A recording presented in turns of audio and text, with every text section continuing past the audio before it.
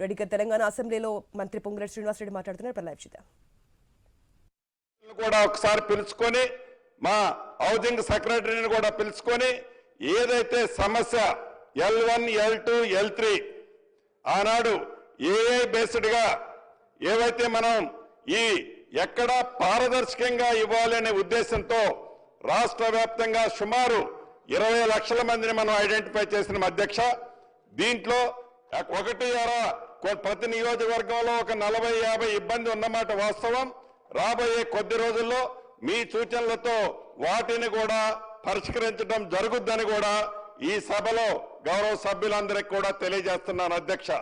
కొంతమంది సభ్యులు అడిగారు, ప్రారంభంలో పైలట్ గా కొన్ని గ్రామాల్లో ఆనాడు 400 నుంచి 600 SFTకి రిస్ట్రిక్షన్ అనేది లేకపోయిన కారణంగా కొంత ఎక్సెస్ కట్టుకున్నాం, దానికి ఎగ్జంప్షన్ ఇవ్వమని అడగటం జరిగింది. తప్పకుండా అది ఎగ్జంప్షన్ ఇచ్చాం.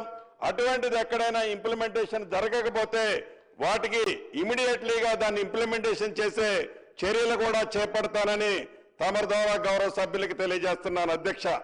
ఇక గిరిజన ప్రాంతం, అడవి ప్రాంతం ఏదైతే తరతరాల నుంచి అడవి ప్రాంతంలో నివసించే వాళ్ళకి, ఇందాక మిత్రులు అది నా సొంత ఉమ్మడి ఖమ్మం జిల్లాలో కూడా సమస్య ఉంది, అటు ఆదిలాబాద్లో ఉంది, అటు కరీంనగర్లో ఉంది. ఈ అటవీ ప్రాంతంలో గతం నుంచి నివసించే స్థలాలలో అక్కడ ఫారెస్ట్ వారితో కొన్ని ప్రాంతాల్లో ఇబ్బంది ఉన్నమాట వాస్తవం. దాన్ని కూడా తప్పకుండా పరిష్కరించడం జరుగుద్ది. అవి కాకుండా